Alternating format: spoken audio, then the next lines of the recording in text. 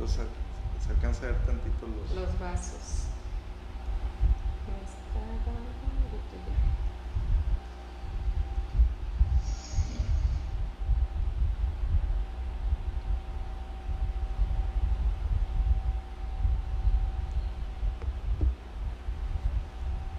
Pues ya estamos listos para empezar en este programa de la entrevista.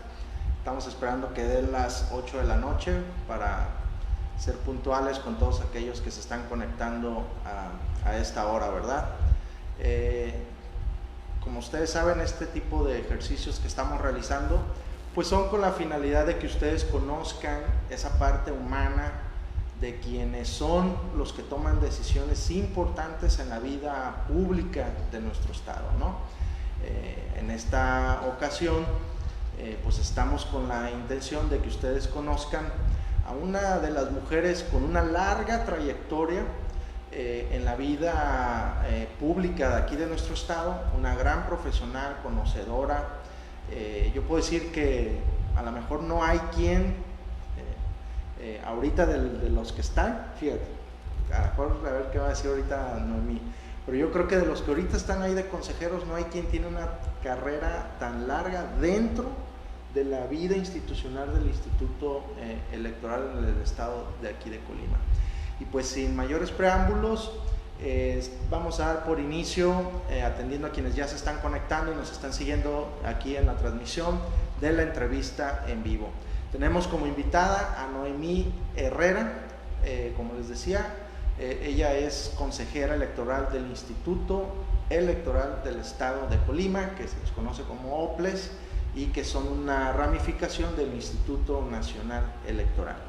Pues bueno, Noemí, muchas gracias por abrirnos las puertas de tu casa, te agradecemos muchísimo, aquí estamos transmitiendo desde su casa, y preguntarte, Noemí, ¿quién es Noemí Herrera? ¿De dónde salió? Muchas gracias, Pedro. Gracias por esta bienvenida calurosa y gracias por haber accedido en venir esta ocasión a esta que es tu casa. Y bueno, como me lo preguntas, ¿quién es Noemí Herrera? Soy Noemí Sofía Herrera Núñez, soy colimense, soy hija de Eduardo Herrera García y Noemí Núñez Gutiérrez, ambos de Colima, familia que se instaló aquí en la entidad. Soy la séptima de mis hermanas y hermanos. Primero fueron 4 hombres y posteriormente cerraron con broche de oro. Las mujeres venimos de posterior. Soy la séptima de esta familia de 9. Okay. Y tengo 2 hijos, Luis Emiliano de 14 años, casi 15, y Camila Sofía de 13. Mi vida, mi infancia y la mayor parte de mi vida la pasé en la colonia magisterial, cerca del Jardín de San Francisco de Almoloya. Estudié en la escuela primaria que está ahí en San Francisco, en la Ignacio Manuel Altamirano, posteriormente en la Corona Morfín, también muy cerca, todo caminando, en la bachillerato en la Universidad de Colima, y la carrera profesional la estudié en el Instituto Tecnológico de Colima, es licenciatura en Administración de Empresas, cuando todavía tenía el apellido de turística. Ah, ok. Oye, Noemí, y para quienes ahorita nos están viendo, que sepan, tu papá fue alcalde de Colima, ¿verdad? Sí. Platícanos esa historia de cómo llega tu papá de alcalde y qué se siente ser hija de un alcalde en esa época, ¿no? En esos tiempos. ¿En qué año fue? Pues yo era muy chiquita, yo tenía 3 años, ha de haber sido 74, 76 creo que fue la época en que mi papá estuvo al frente de la presidencia municipal de Colima. Los recuerdos son muy vagos, pero siempre él se desempeñó en el servicio público. Trabajó en la Secretaría de Agricultura y Recursos Hidráulicos en esa época durante más de 40 años. Es jubilado por esa secretaría, y en el tiempo pues que estuvo de alcalde también su trabajo en el sindicato, en la FETSE, fue muy activo. Él siempre encaminado al servicio público, y es algo con lo cual estuve yo familiarizada desde mi niñez, en estar en contacto con las personas, en estar en contacto con la actividad que va más allá de las paredes que engloban la vida privada de un hogar. Ok, y entonces, a ver, decides estudiar en el Tecnológico de Colima y estudias la licenciatura en Administración de Empresas y Turística, ¿verdad? Así es. Ok. ¿En qué momento cruzó en tu mente meterte a un tema de lo que significa el baluarte de la democracia del país? O sea, de lo que son los institutos electorales. ¿Cómo es que entras en esa dinámica? Sí, fue muy coyuntural. Yo termino la carrera en el mes de diciembre del 93, me titulo en enero del 94, me voy a estudiar inglés a Canadá, justamente porque se requería la segunda lengua para poder buscar un espacio laboral en el área turística, siempre el inglés era indispensable. Me voy, regreso en noviembre del 94 y entro a trabajar al Instituto Electoral, en lo que encontraba algún espacio en el área turística. O sea que fue, dijiste, de mientras. Sí, órale. Pero en diciembre se viene el error de diciembre, la crisis fuerte en términos económicos para el país, y se cierran muchísimos espacios laborales. Entonces es cuando empiezas tú a trabajar donde hubiera manera de hacerlo. En lo que seguía buscando trabajo, pues me empezó a gustar lo electoral. Pero ¿cómo llegas ahí? ¿Te invitaron o viste una oportunidad, así como era antes en el aviso de clasificado de ocasión? No, en esa época yo entré como secretaria. Quien estaba en el instituto era mi papá, me jaló para apoyarlo como secretaria, una secretaria ejecutiva en un órgano de esa época. Yo soy taquimecanógrafa. A la vez que yo estudié la prepa en la mañana, en la tarde iba a la Academia Comercial Ortiz Michela y por Corregidora. Entonces yo estudié para secretaria taquimecanógrafa y yo iba y hacía los oficios, redactaba y me empecé a leer la ley. Se viene, pues pasan los meses y continúo ahí. Se viene la reforma del 96, hay una nueva estructura en el Instituto Electoral, entra un órgano ciudadanizado, entra el contador José Luis Gaitán como presidente, acompañado de un cuerpo de consejeras, una consejera y 5 consejeros más, y yo continúo mi formación en el instituto en esa época, con mucho apoyo por parte de ese consejo en cuanto a la proyección, a las responsabilidades. Ok, antes de avanzar ahí, vámonos en la línea del tiempo, Noemí. Entras en el 94, hay que meter en la línea de tiempo que en el 91 se crea el Instituto Nacional, el Instituto Federal Electoral, el 90. IFE, en el 90, que es a raíz de esta pugna que hubo en el 88 con el proceso electoral, donde en aquellos entonces todavía las elecciones las organizaba desde la Secretaría de Gobernación, era una dirección de la Secretaría de Gobernación, y tras este problema en el 88 de que decían que no había ganado Salinas, que había ganado Cuauhtémoc Cárdenas, en la época del maquillo por el Partido Acción Nacional, deciden armar, se hace esa gran reforma y en el 90 se crea el Instituto Federal Electoral. En el 94 que tú entras, ¿cómo era? O sea, aquí en Colima, ¿todavía seguía siendo un apéndice del gobierno o estaba apenas construyéndose para llegar al 96? ¿Recuerdas esa etapa? Sí, claro, justamente en los tiempos que yo estaba ahí como secretaria, pues me gustaba leer la normativa. Era una ley electoral, la integración era distinta como se dio desde luego en el 96. Sí era desde el 91 a nivel estatal y desde el 90 el IFE estaba ya en la categoría de un órgano autónomo e independiente, pero la estructura, quien presidía el órgano era un representante del Poder Ejecutivo. Ah, o sea, lo nombraba el gobernador. Lo nombraba el gobernador y había también, estaban integrados representantes de los grupos parlamentarios del Congreso, estaban como comisionados del Poder Legislativo y había también la figura de comisionados ciudadanos. Muy distinto en cuanto a la representación de los partidos políticos, porque la representación era en proporción al número de votos que tuviera. Entonces había partidos políticos que tenían un mayor número de representantes y era la voz en el consejo distinta a como se da actualmente, que tenemos un solo representante por cada partido político con registro. Entonces prácticamente a ti te tocó ver esa transformación. Así es. Vivirla. Me tocó vivirla. Cuando en el 96, que vamos ahora sí a esa parte en la que ahorita te paré lo que estabas platicándonos, llega, me decías Gaitán. El contador José Luis Gaitán. José Luis Gaitán, y con un grupo de consejeros que se puede decir ya eran consejeros ciudadanos. Profesionales del tema, ¿verdad? Así es. Órale. Eso es lo que incorporó la reforma a nivel federal, la reforma del 96, tanto en el órgano nacional, que era el IFE, como en los órganos estatales, pues empieza a dar esta nueva estructura en cuanto a que las elecciones realmente las manejaran única y exclusivamente la ciudadanía, que fueran los ciudadanos y las ciudadanas que tuvieran un nivel de profesionalización. También ya se estaba dentro de los requisitos el contar con un título profesional para poder formar parte del órgano superior de dirección, y en el caso de Colima se dejó de lado la presencia de los representantes del poder legislativo, y los partidos políticos a partir de esa fecha también tienen un solo comisionado en la mesa de Consejo General.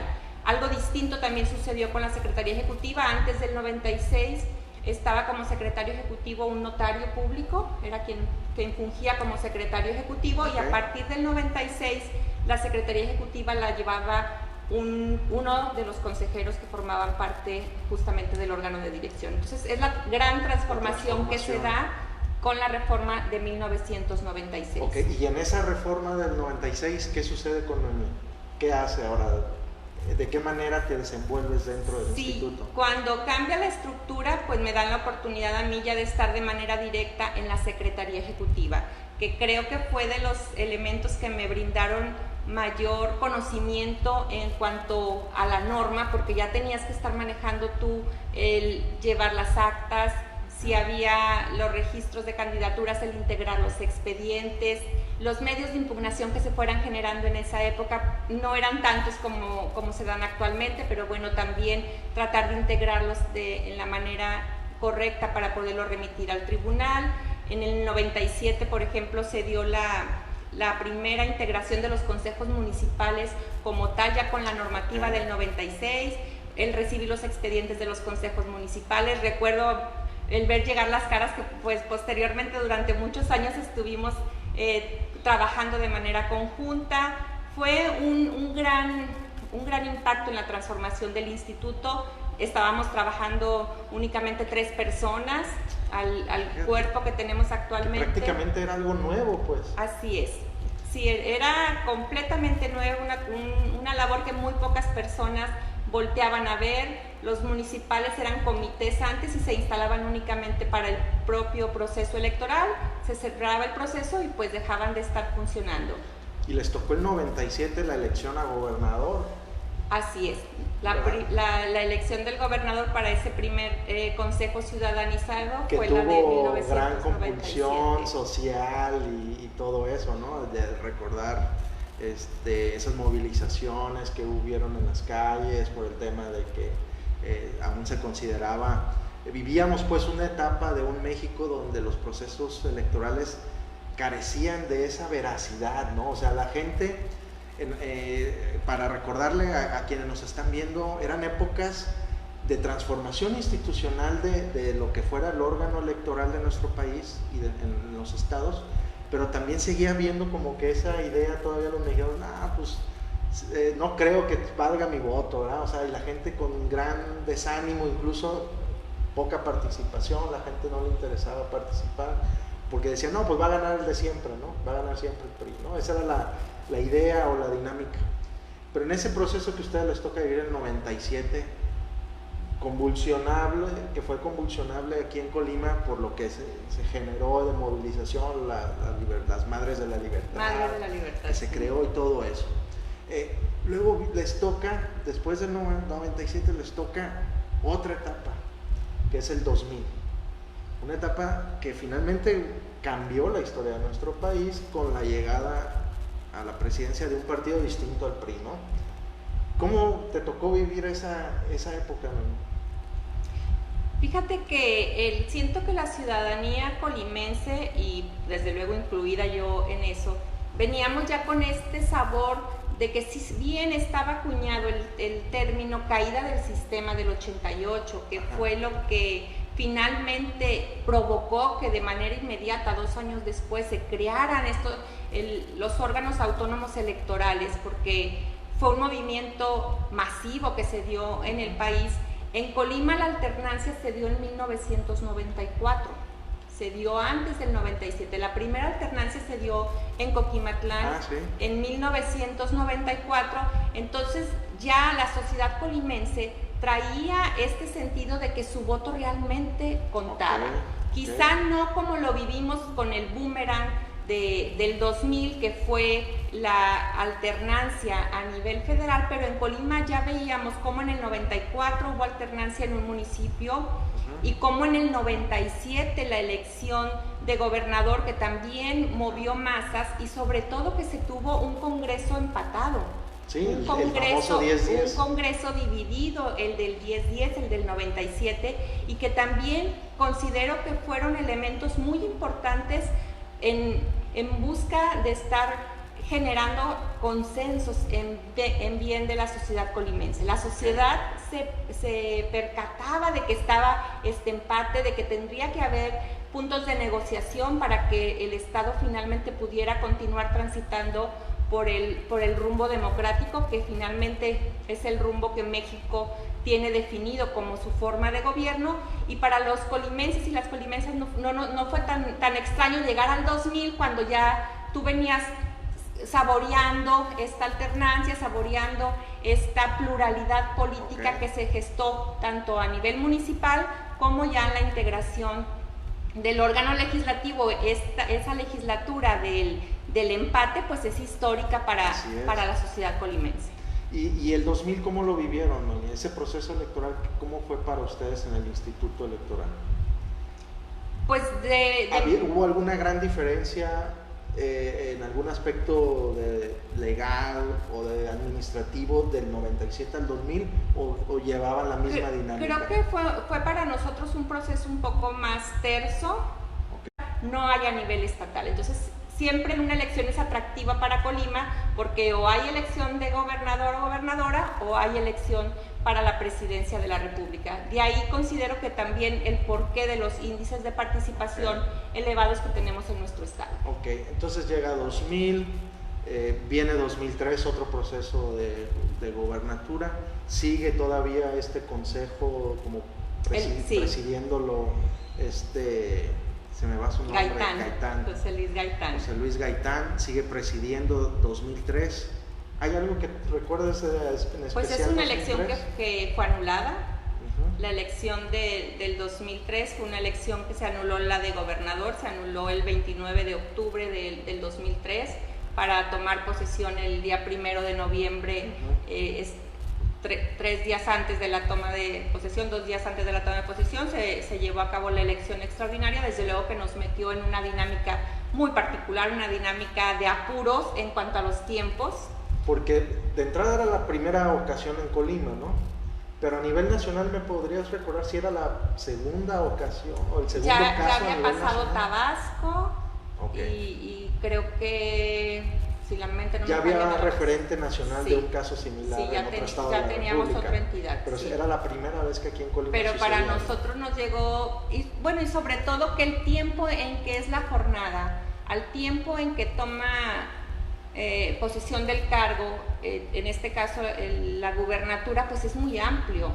Son varios meses en los cuales es un desgaste constante en términos sociales, no nada más para el instituto. No hay certeza de quién va a estar ocupando la titularidad del Ejecutivo en los meses próximos, y finalmente 2 días antes es cuando emiten la resolución y te meten en una dinámica en la cual pues se tiene que llevar a cabo una elección extraordinaria, elección que por el Congreso la convoca para el mes de diciembre, es decir, nos da poquito más de un mes para llevar a cabo todas las etapas que se llevan a cabo en un proceso electoral en un tiempo sumario de poquito más de un mes. Ok. Oye, Noemí, y porque a lo mejor, digo, si nos vamos por cada año, a lo mejor vamos a necesitar 3 programas. Sí, fácil, porque hay muchísimo. Pero vamos un poquito ahorita a generalizar el tema. A ti te ha tocado, pues, ya ahorita, como tú bien dices, del 94, estamos a 2020, dentro de la dinámica del instituto. Conoces perfectamente cómo se mueve el instituto electoral. ¿Cuál tú consideras que han sido los grandes avances que se ha tenido durante todo este tiempo? ¿O cuáles tú consideras que son cosas que a lo mejor dirías, bueno, esto yo creo que no debió de haberse hecho así, debió de haber sido así? Y que esto que tú consideres que han sido los avances, ¿qué consideras tú que es esa parte significativa para garantizar que el voto de la gente que mete en la urna sea contabilizado y no haya fraude? O sea, ¿cuáles tuvieras? Claro. Sí, mira, la experiencia que yo mayormente desarrollé en el instituto en estos 25 años que llevo en el organismo local fue en el área de capacitación electoral. Me correspondió ser directora de capacitación electoral desde el año 2002 al 2014, que fue cuando ya me fui designada consejera electoral. Y siempre es algo que creo que lo acabas de tocar, el que finalmente ver que la ciudadanía se sienta con la comodidad de acudir a una casilla, emita el voto de manera libre, secreta y directa, y que sepa que ese voto va a contar en los términos en los cuales fue depositado en la urna. ¿Y esto por qué lo referencio? Porque el trabajo que se ve reflejado en esa casilla cuando los electores de Colima llegan a votar es un trabajo conjunto y de interacción entre dos organismos. Estamos hablando, durante el tiempo que me tocó a mí en la dirección, del IFE y del IE Colima. Y cómo fuimos avanzando, porque hubo de veras que avances considerables en esta materia, en que en lugar de que llegara un capacitador, dos capacitadores a tocarle al ciudadano que fuera sorteado, uno del IFE y uno del IE, para invitarlo a lo mismo y capacitarlo en momentos distintos o con dos materiales distintos, bueno, fuimos transitando en la evolución de que un solo capacitador, un solo cuerpo de capacitadores se encargara de llevar a cabo esta transmisión de conocimientos del ámbito federal y del ámbito local en una sola cita, en un solo momento, que fuera con un manual único de capacitación con el cual se estuviera brindando esta transmisión de conocimientos, y que para el elector no le importara si te pagaba el IFE o te pagara el IE. Okay. Para la persona que recibía la carta, que viera los dos logotipos, no recibir dos cartas. Que cuando tú llegaras a la casilla, te formaras una sola vez y te entregaran tus 5 boletas o las 4 boletas según correspondía, y no te tuvieras que formar en una para la casilla federal y en una para la casilla local, porque estábamos hablando de esferas distintas. Ok, en aquel entonces, si tú ibas a votar por un diputado federal, tenías que formarte en una hilera, y si querías votar por un diputado local, habría que formarse en otra hilera. Éramos pocas entidades con elecciones separado. Concurrentes. En Colima sí traíamos esta dinámica de la fila, pero no traíamos la misma dinámica en la capacitación. Okay. Los materiales de capacitación eran distintos. Okay. Te daban uno para el IFE y uno para el IE. Perfecto. Y eran 2 personas las que capacitaban. Imagínate en estos tiempos de pandemia, por ejemplo. Ajá. O sea, no... Ahorita lo que se está viendo es cómo se va a capacitar para el próximo año, si va a ser digital pero lo que se trata es de facilitar a la ciudadanía el que realmente se sientan parte de un proceso electoral, porque el proceso electoral es lo sustancial. Quien lo hace son los ciudadanos. Quien cuenta los votos son los ciudadanos. O sea, es algo tan importante, tan valioso. Es básico, pero luego termina, fíjate, lo contradictorio, porque a veces la sociedad dice, es que lo organizan pues las instituciones. No, son los mismos ciudadanos quienes están formando parte de este proceso. Claro, a mí me gusta siempre regresar al origen, regresar a las cosas sencillas. La elección se lleva a cabo en las casillas y la elección ahí lo cuentan los vecinos que estás viendo tú, que vas y que los conoces, que viven en la cuadra que sigue, que fue tu maestro, que es el señor de la tienda, que es la señora. Todos los vecinos que están por ahí son los que llevan a cabo el conteo de votos y finalmente quienes emiten y cuentan ahí en una primera instancia los resultados y los colocan. Lo que buscamos fue justamente esta evolución en la instrumentación, en la operatividad de la casilla única, y creo que fue exitosa. ¿Por qué? Porque se retoma en la reforma del 2014. La experiencia que está en la LEGIPE a nivel federal con la reforma del 2014 de casilla única, que no se daba en términos integrales en el país, fue retomada fundamentalmente del caso Colima. ¿En serio? Así es. Caray. No se está replicando como lo teníamos, pero sí se tomaron muchos aspectos del caso Colima. Desde luego que ya se incorporó un secretario adicional, un escrutador o escrutadora más para que sea más ágil, también vienen ya consideradas 2 mamparas, en fin, una serie de cuestiones que fueron abonando justamente en esta instrumentación de casilla única, pero tomando el caso Colima como ejemplo. Que se tomó como caso ejemplo en el 2014, pero en Colima, ¿desde cuándo veníamos trabajando con esa...? Casilla única desde el 91, pero materiales únicos, creo que fue 2006, cuando ya logramos una convocatoria unificada, el mismo manual de funcionario de mesa directiva de casilla, que fuera un solo simulacro. Había entidades donde se formaban 2 veces, marcaban en el dedo pulgar derecho, luego marcaban en el dedo pulgar izquierdo. O sea, imaginémonos esta dinámica que se generaba y que en Colima nunca la hemos vivido. ¿Sí? Desde luego que cada uno de los métodos y de los sistemas de instrumentación debe de tener sus bondades. Mucho se cuestiona que a lo mejor los paquetes electorales se confundan. Todo esto radica en la capacitación, y en Colima tuvimos primeros lugares en capacitación en llenado de actas. Actualmente la capacitación ya está de manera exclusiva en manos del INE, y es en lo que estamos construyendo con miras al próximo proceso, que se incorpore también un capacitador espejo que se encargue de la documentación local, o una manera de híbrido para que se pueda transitar de una mejor manera en el rubro de capacitación. ¿Por qué, Pedro? Porque, por ejemplo, la jornada del 2018 a nivel federal fue una jornada inédita. Ganó abismalmente el candidato a presidente de la República, por ejemplo. Los porcentajes de votación los sabemos todos. Se recontaron el 75% de los paquetes. ¿Para qué se recuenta el 75% de los paquetes con esos porcentajes de diferencia? O sea, ¿y cuál era el argumento? Principalmente es porque existe alguna inconsistencia en el llenado, hay error en el llenado, entonces es necesario abrir de nueva cuenta en los consejos distritales los paquetes y volver a recontar. Y que coinciden, el margen de error, de diferencia, perdón, no de error, el margen es mínimo, pero es un trabajo que se tiene que llevar a cabo por una segunda ocasión en una instancia ya administrativa formal.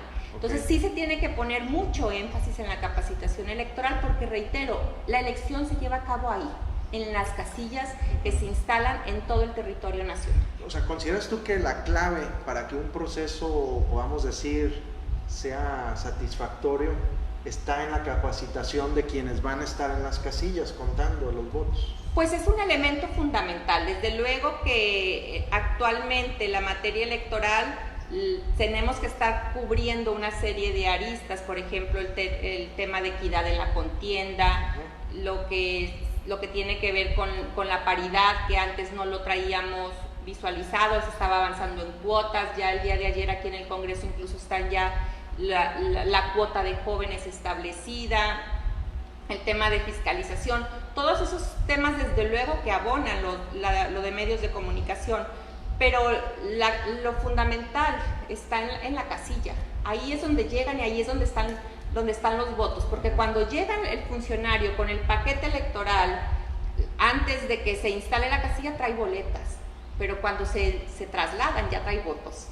Entonces cambia mucho la calidad que tiene este documento cuando llega a las 7 de la mañana que cuando va a trasladar al Consejo Municipal. Entonces también esto de la cadena de custodia que se está manejando mucho recientemente, en la elección de Puebla se manejó lo de la cadena de custodia, en la elección que anularon también en Monterrey creo que también fue algo de lo que se estuvo tocando. Entonces son situaciones que desde luego que se tienen que estar salvaguardando junto con una serie de valores adicionales, pero sí muy importante el trato y el comportamiento que se tenga al interior de una casilla. Ok, entonces, para ahorita llegar a esa parte donde hablamos del tema de género, que ahorita estaba mucho de moda, hubo una reforma, Noemí, donde los órganos o los institutos electorales en los estados se adicionaron ya al Instituto Nacional Electoral y se hizo una convocatoria y luego los llamaron OPLES y se suponía que iban ya a ser absorbidos por el Instituto Nacional. ¿Se hizo eso o no se realizó esa? No, la reforma del 2014 maneja un nombre genérico para los institutos electorales de las entidades federativas, que es el nombre de OPLES. Desde 2014 los organismos públicos locales electorales, que todo el mundo ya identificamos como OPLES, viene desde el 2014. Entiendo que la reforma a la cual te estás refiriendo debe de ser la reforma que se estuvo manejando el año pasado, por ejemplo, que querían suprimir la presencia de los OPLES. Sí, es una reforma que se presentó el año pasado, hubo mesas de análisis, hubo diferentes foros en los que yo me correspondió acudir a uno de ellos, por ejemplo, en donde se planteaba la necesidad de que persistieran los organismos públicos locales o que fuera el INE únicamente la institución encargada de llevar a cabo las elecciones en todo el país, y esto derivado fundamentalmente de la reforma que se da en el 2014, la gran reforma que se dio al cambiar de IFE a INE, donde se le transfieren al INE una serie de atribuciones adicionales que no venía desempeñando el IFE. Por ejemplo, esta que te acabo de mencionar de capacitación electoral, el INE es autoridad para la capacitación electoral. El INE viene desde el 2007 siendo autoridad única en materia de radio y televisión para la distribución de los tiempos. El INE es autoridad única en materia de fiscalización. Al INE le corresponde también emitir los lineamientos, formatos, criterios en materia de encuestas de salida, conteos rápidos, programas de resultados electorales preliminares, documentación electoral. Entonces, todas estas atribuciones decían, bueno, ¿y qué hacen los OPLES? ¿Para qué están los OPLES? ¿No? Entonces, ahí es donde tenemos que poner el punto en por qué necesitamos estar los OPLES. A ver, ¿por qué necesitan estar los OPLES, Noemí? Bueno, fundamentalmente porque estamos en un sistema federal, ¿sí? Entonces, las entidades federativas tienen su soberanía. Nos encargamos de elecciones en el ámbito estatal. En Colima a lo mejor se nos puede hacer fácil. ¿Qué dices? Son 10 ayuntamientos, 16 distritos. Vete a Oaxaca, que el INE va a encargarse de organizar las elecciones de esos ayuntamientos. ¿Con qué estructura la va a realizar? Porque aquí tenemos consejos municipales. El INE nomás tiene dos consejos distritales en Colima.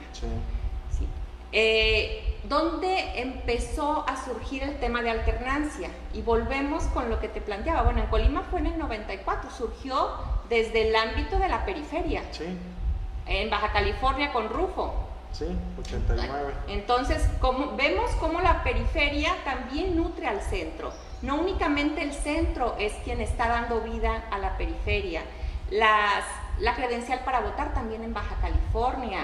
El tema de candidaturas independientes surge en una entidad federativa. Los lineamientos de género que estamos discutiendo actualmente, que ya están en muchos de ellos en la ley, también surgen de las entidades federativas. Pues muchas de las cuestiones que se están replicando en la norma federal, en la norma nacional, derivan de experiencias de lo local. Como el caso de Colima. Como el caso de Colima, con la mesa única, con las alternancias, con una serie de elementos que pudiéramos estar platicando. Lo de la urna electrónica, que se va a aplicar como modelo vinculatorio en algunas casillas en Hidalgo y en Coahuila en este proceso. La experiencia se dio primero en Jalisco y se dio primero en Coahuila y en la Ciudad de México. Ahorita que hablas de eso, ¿Colima no tendremos esa experiencia en el 21? No lo hemos explorado, las normas están todavía definiéndose, estamos en un periodo en el cual puede haber modificaciones en la normativa.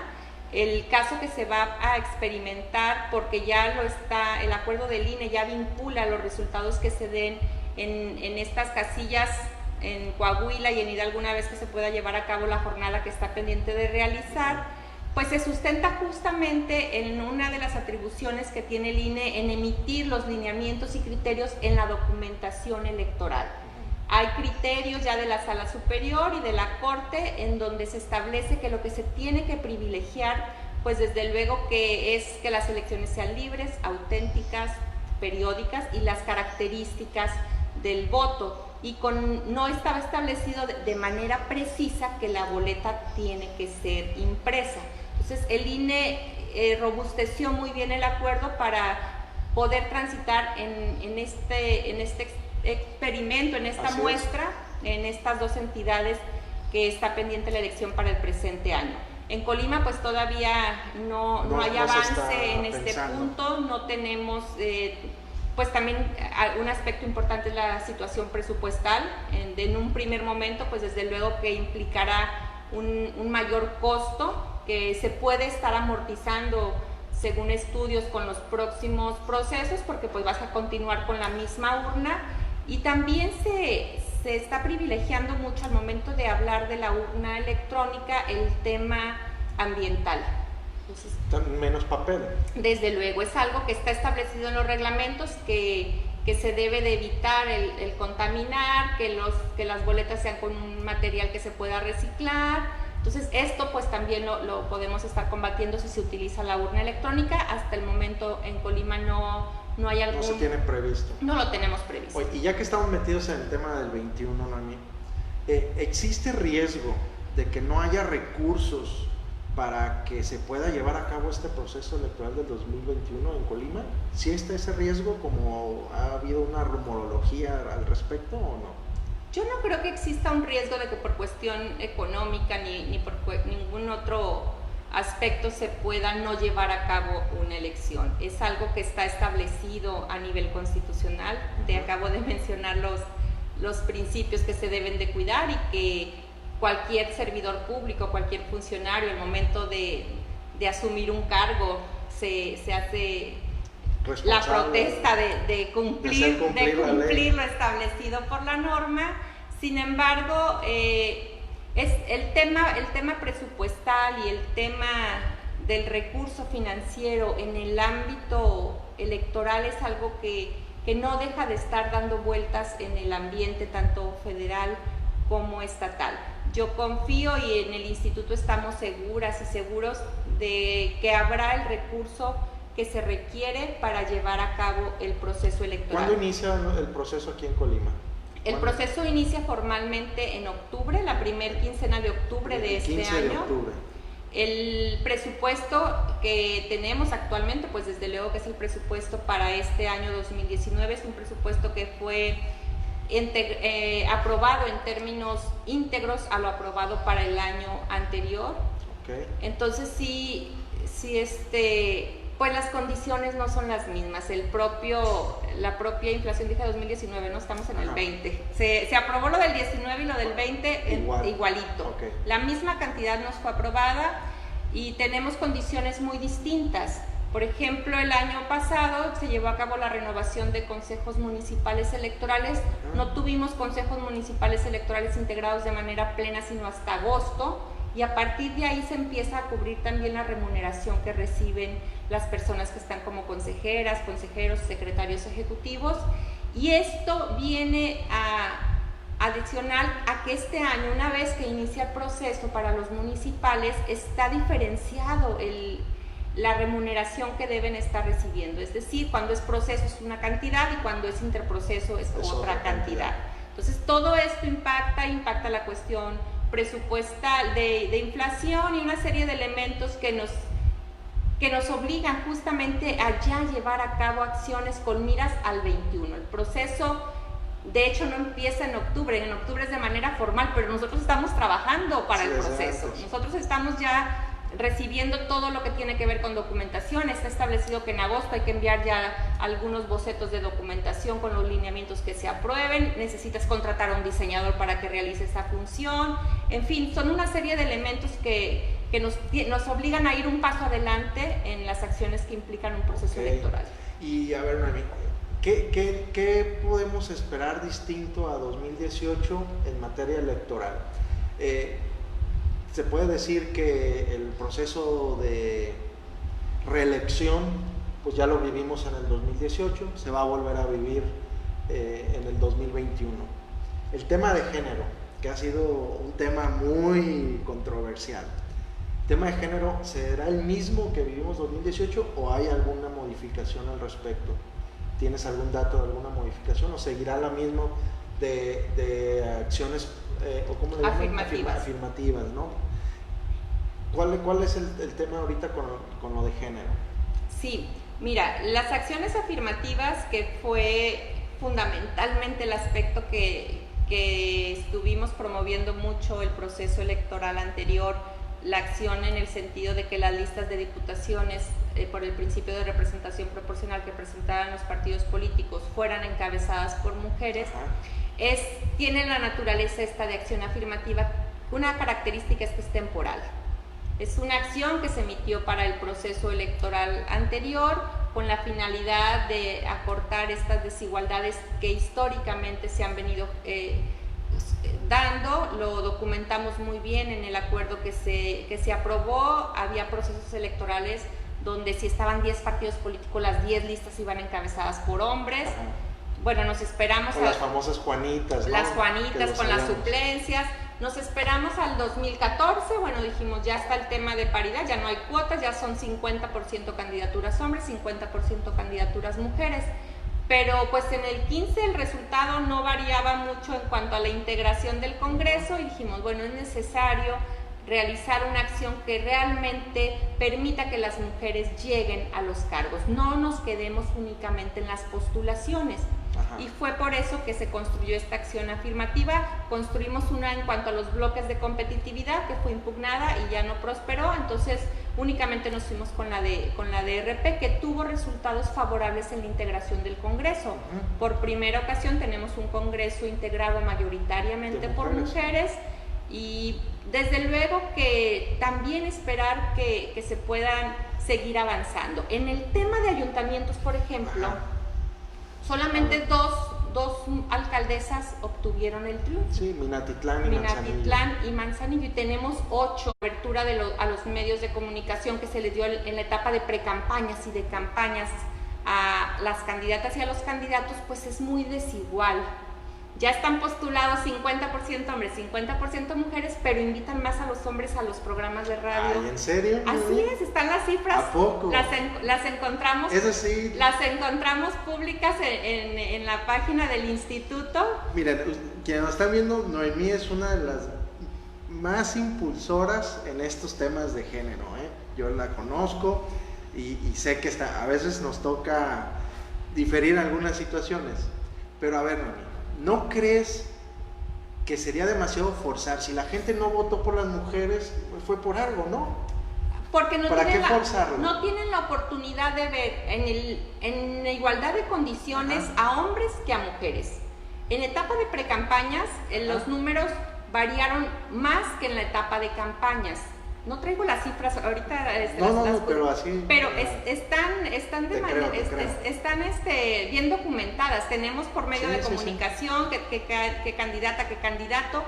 Si la ciudadanía, si la sociedad no ve a las mujeres candidatas, pues ¿cómo va a votar por ellas? Ese es un factor. Ok. Ese es un factor. Pero ¿por qué las mujeres no votarán por mujeres? Bueno, ese es un mito. ¿Cómo sabemos que las mujeres no votan por mujeres? Pues son mayoría ustedes las mujeres, ¿no? Somos el 52% contra el 48%. No es una mayoría que tú digas abismal. Somos mayoría, pero no... a lo mejor el replicar este tipo de comentarios sí impacta en que digan, es que las mujeres no votamos por mujeres. No sabemos. Sí. Realmente eso es algo que muchas veces dicen, es que la mujer es la que no deja que llegue a la otra mujer. Entonces, sí se dice eso. Sí, ¿verdad? y esto es algo que tenemos que estar desarraigando de los canales de comunicación, porque sí se puede llegar a permear. Entonces, vemos que también parte del comportamiento, el por qué las mujeres no están ocupando los cargos por votación. por un aspecto importante es el de violencia política en razón de género. Hay varios casos emblemáticos. Por ejemplo, en la gubernatura de Puebla eran tres mujeres candidatas y 2 candidatos, y la promoción en los espectaculares era: ve el debate para los candidatos a gobernador. O sea, si son mayoría mujeres, ¿por qué tú estás bombardeando en una publicidad que vean el debate de candidatos Okay. a gobernador? No era un mensaje incluyente. No es un mensaje incluyente, es algo que también hemos venido trabajando. Y también, y lo confieso, Pedro, o sea, mucha gente dice, pero es que eso de los y las, que finalmente lo que no se dice, no se ve. Ajá. Tenemos que decir que hay candidatas y que hay candidatos, y que puede ser gobernador o puede ser gobernadora, que puede ser consejera o puede ser consejero.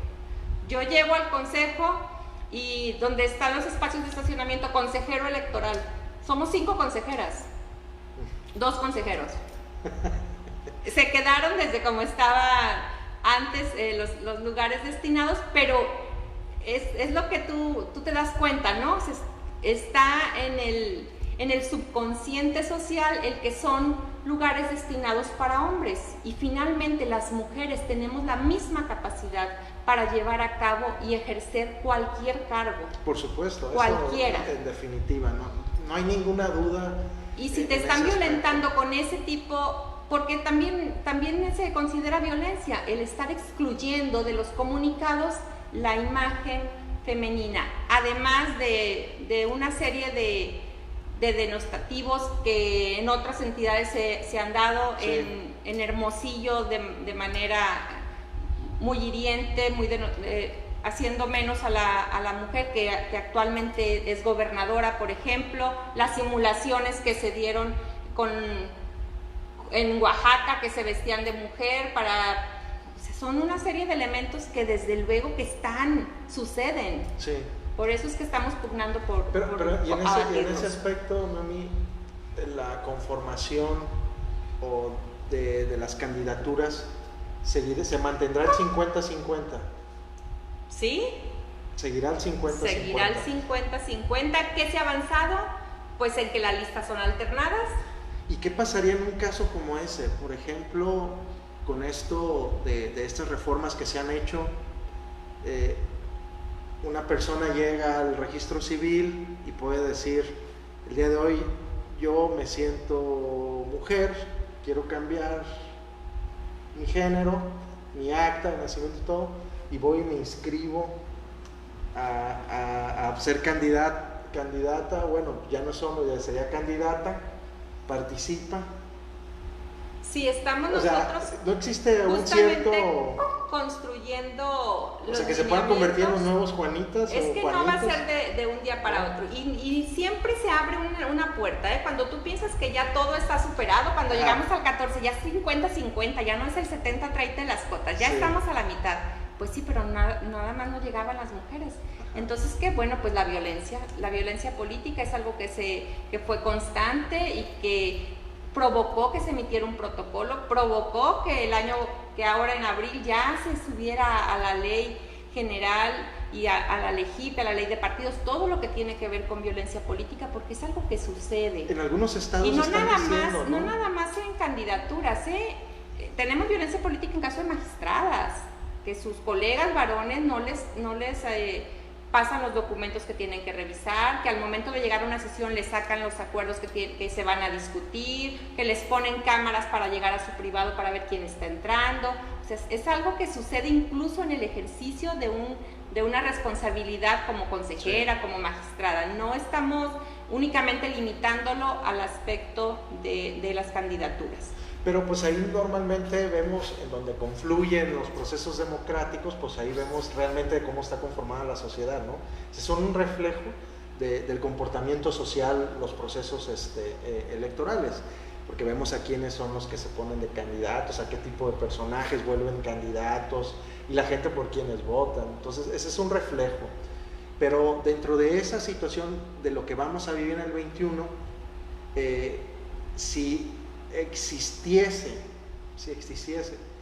algún requisito o alguna prohibición para que alguien pueda ser candidato por haber tenido un antecedente de violencia hacia las mujeres, como va a suceder en algunos estados de la República, aquí en Colima también se tendrá esa restricción, o sea, como de requisito, ¿no? Ser mexicano, por violencia política no impugnó ya, ahí la dejó, no había ningún castigo aparentemente para él, y al momento de que solicita su registro, le sacan la sentencia donde ya se había acreditado que había ejercido violencia política contra la síndica de su ayuntamiento, y fue motivo para que se le negara el registro. Se amparó ahí la sentencia en que no cumplía con el requisito de tener un modo honesto de vivir.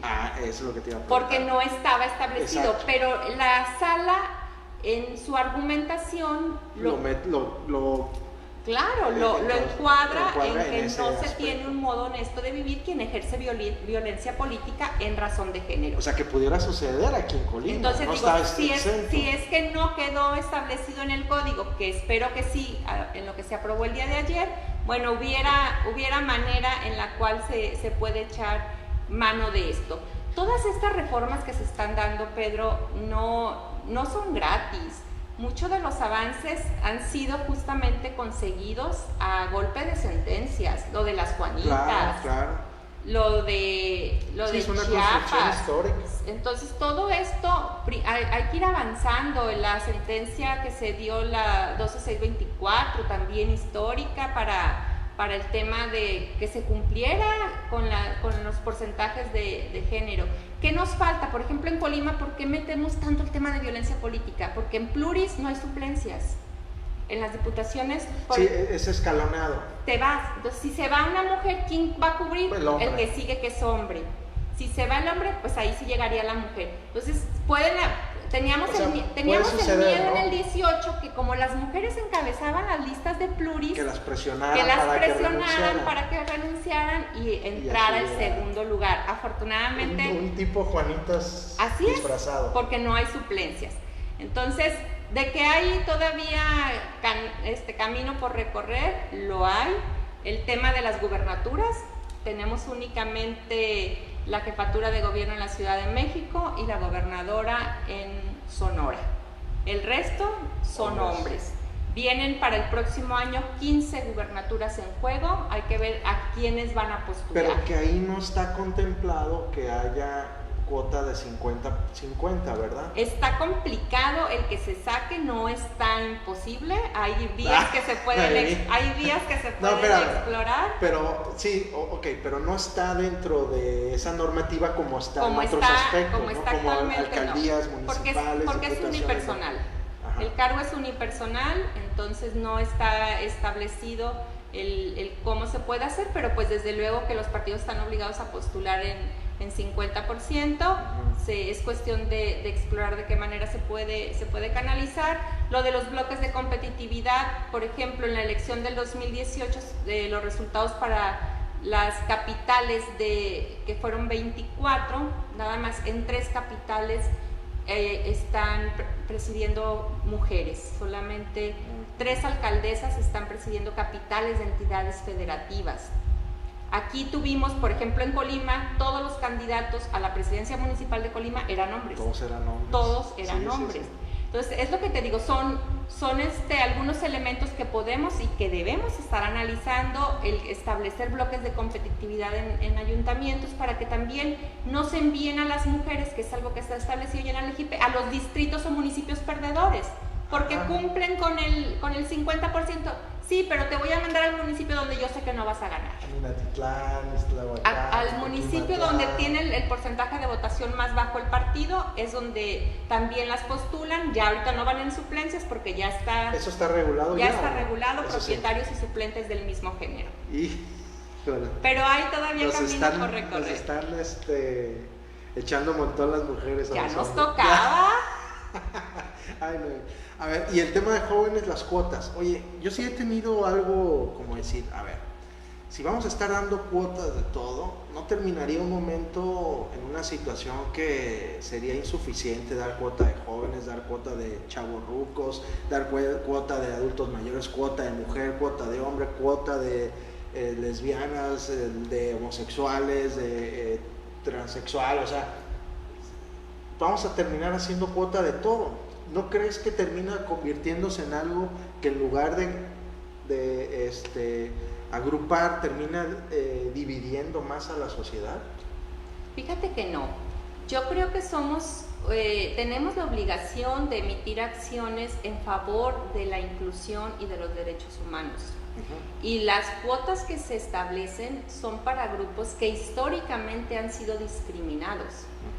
Y que la participación de esos grupos, y que no necesariamente son minoritarios, el caso de las mujeres, lo acabas de decir, no somos minoría, somos la mayoría, y tenemos las cifras de que históricamente hemos sido discriminadas. Entonces, como las mujeres, también es importante que se escuchen las voces de la juventud. El padrón electoral pues está por sectores etarios, y también un número considerable de jóvenes están en ese rango de edad. Se acaba de aprobar, que fue lo que saqué de la síntesis del Congreso, pues con la cuota para el 30% para jóvenes, porque era otro dato que venía en la ley. Venía establecido la obligación para los partidos, pero venía de una manera muy abierta, muy amplia. No decía, no estaban de acuerdo a los estatutos de los partidos. Entonces tú te vas a los estatutos y un partido lo tenía de 18 a 35 años, uno decía que el porcentaje era otro decía que el porcentaje era Y. No había un nivel estándar en cuanto al criterio, y ya aparentemente la iniciativa que enviamos nosotros, y creo que la que aprobó el Congreso, va muy en ese sentido: establecer una misma edad para todos los partidos políticos y establecer un mismo porcentaje para todos los partidos políticos. Entonces creo que son cuestiones que deben de irse incluyendo en la ley. Yo estoy segura que esto no va a ser permanente. La ley, como la sociedad, es dinámica. Claro. Esto va moviéndose día a día. Antes de un proceso electoral hay siempre una reforma. Lo que tenemos que hacer en este momento es garantizar que se incluyan las voces de los sectores y segmentos sociales, que se permita realmente que ejerciten de manera plena sus derechos, en este momento con la postulación de candidaturas, pero también al momento de acudir a las casillas. Pedro, hay que poner las rampas para que puedan entrar las personas con discapacidad, hay que enviar las plantillas braille.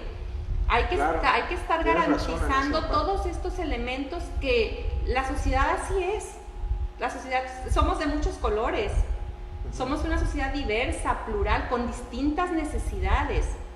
Se emitió un lineamiento por el INE, el proceso electoral anterior, justamente para las personas trans, que al momento de que lleguen a una casilla pues se les garantice el cuidado de su identidad. Llega alguien con una credencial que está identificado con el nombre de un varón y ven parada a una mujer, pues también implica cierta discriminación, porque tienen que leer en voz alta el nombre que aparece en la credencial.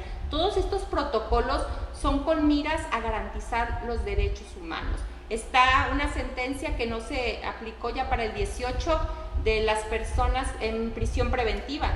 Tardan años para emitir la sentencia, y mientras sus derechos políticos están suspendidos. Entonces ya la Sala Superior obliga al INE a que haga un primer ejercicio, que valore de qué manera lo va a instrumentar para la elección próxima a la presidencia de la República. Pero hasta a la del 24. Sí, porque como se metió en el 18, no alcanzó a salir a tiempo, la están trasladando para el 24. Pero eso justamente habla de la ampliación de los derechos, que tenemos que garantizarlos en términos generales. Oye, ¿y no termina siendo, por ejemplo, que estamos sacrificando meritología o capacidades por segmento social?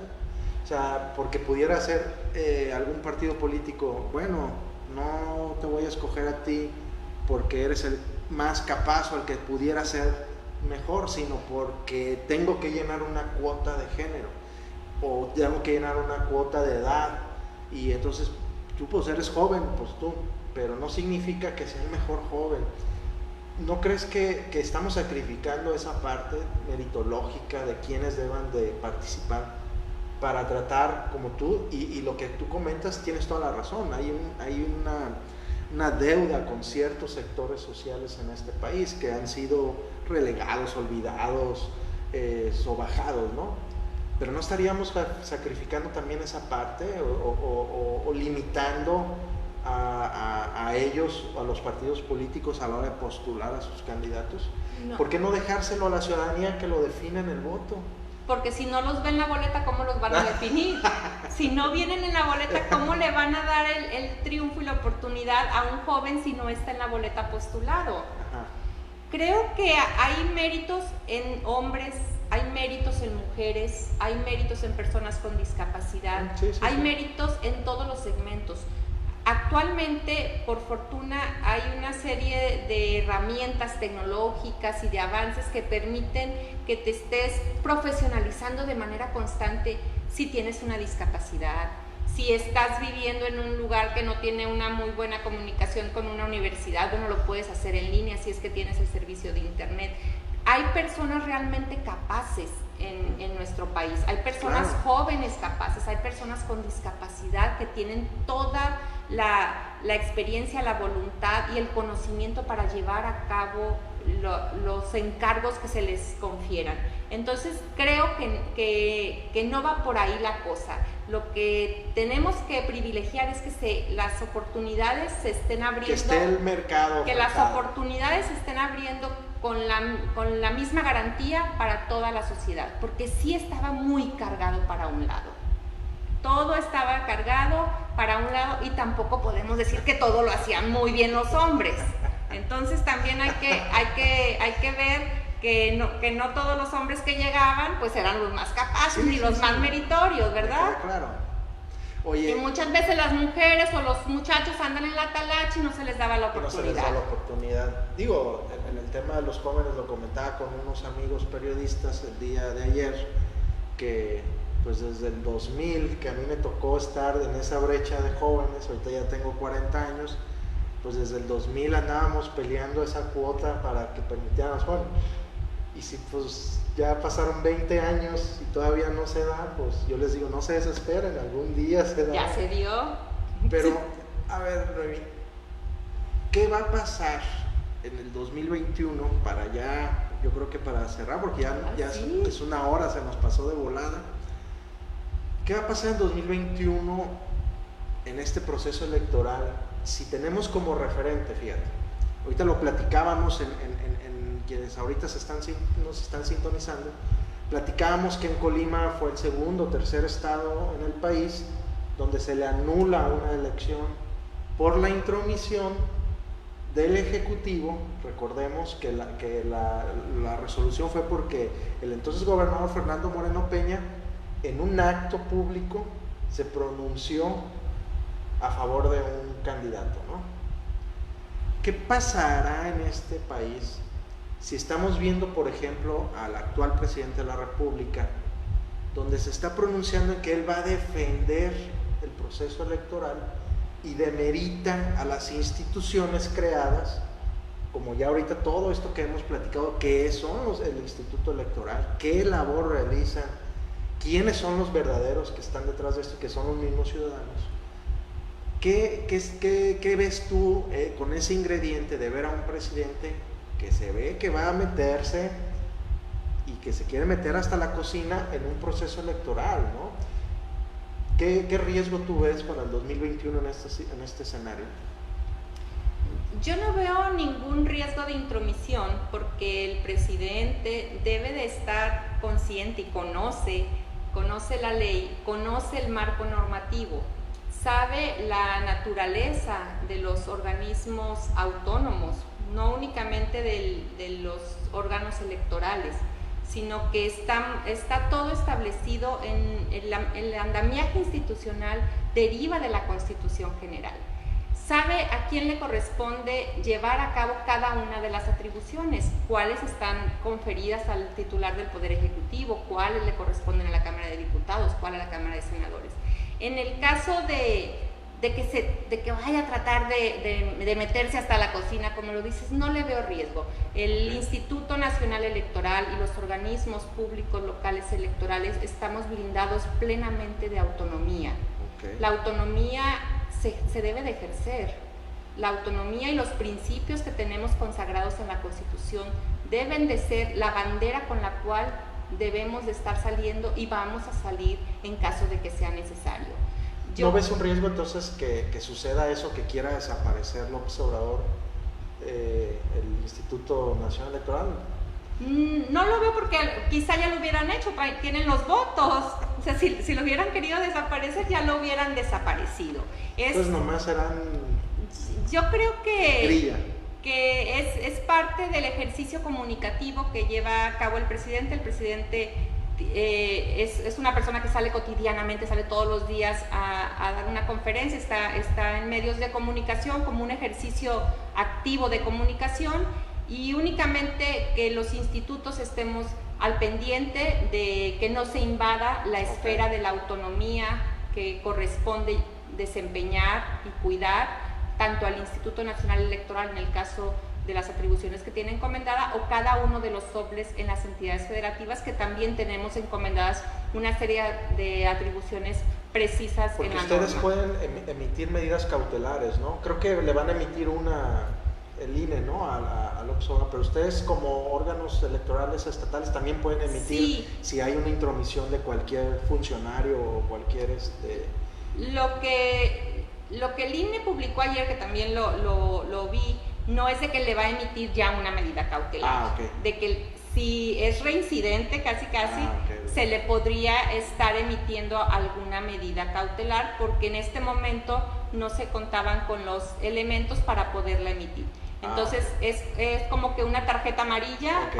para decir, bueno, aquí estamos, esto es lo que nos toca, y creo que el presidente sabe perfectamente cuáles son sus atribuciones y estará cumpliéndolas de manera plena, así como el Instituto Nacional Electoral estará ejerciendo de manera plena la defensa de su autonomía y cada uno de los organismos públicos locales. Bueno, esa es una buena, nos da tranquilidad que tengan que se sientan ustedes en ese aspecto, blindados, y en esa parte que estén fortaleciéndose entre ustedes como organismo para defender lo que tanto nos ha costado a los mexicanos, que es los institutos electorales, porque costaron dinero, esfuerzo, sangre, vidas, luchas sociales. Entonces eso sería importante.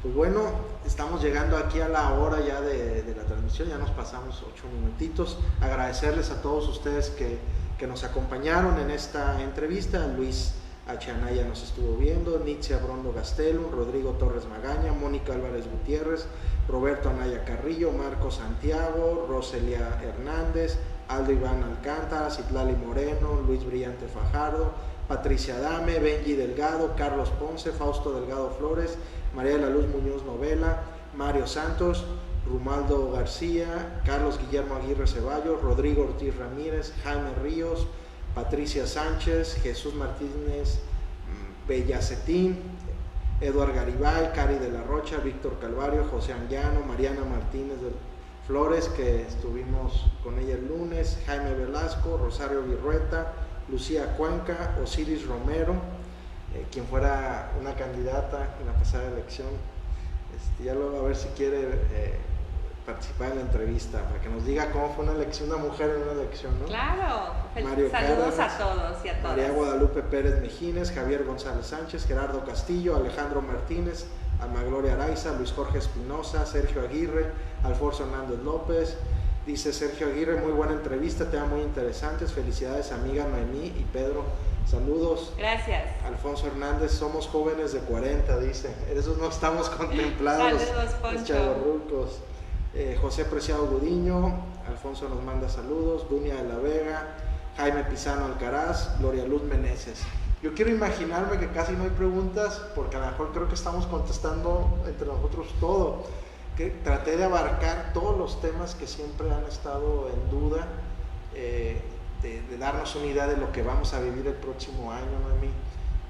¿Algo que quieras agregar a los que nos están escuchando? No, únicamente agradecerte, Pedro, agradecer a las personas que se pudieron conectar esta noche y reiterar mi disposición es de servicio. Creo que lo que me gusta es lo electoral y estaré tratando de continuar en esta esfera, en esta materia, por el tiempo venidero. Yo culmino mi periodo como consejera en el mes de septiembre. ¿Cuándo? Este mes de septiembre, ya el próximo proceso viene la renovación al interior del órgano electoral local, pero bueno, ahí hay espacios para que se incorporen nuevas personas. Esto así es cíclico y yo me siento muy satisfecha por el trabajo logrado en el instituto. Tenemos un muy buen equipo de trabajo y la elección 2021 va a estar vigilada de manera adecuada por quienes integren el órgano. Entonces ya no puedes tú reelegirte como consejera. No, para el órgano electoral local no. Ya no se puede eso. Ya está establecido que no se puede la... Pero bueno, tú ya estás ahí dentro del mobiliario. Ya estoy inventariada, pero ya me voy el 30 de septiembre, sí. Muchas gracias, bueno, Pedro. Muchísimas gracias, Noemí. Gracias por abrirnos las puertas de tu casa y sobre todo agradecerles a todos ustedes que nos acompañaron en este ejercicio. Como saben, es con la finalidad de que ustedes se enteren, tengan conocimiento y conozcan un poquito más sobre quienes son funcionarios, quienes toman decisiones importantísimas para nuestro estado y también conocer su lado humano. Muchísimas gracias. Nos vemos en la próxima entrevista. Como siempre les digo, despierta Colima.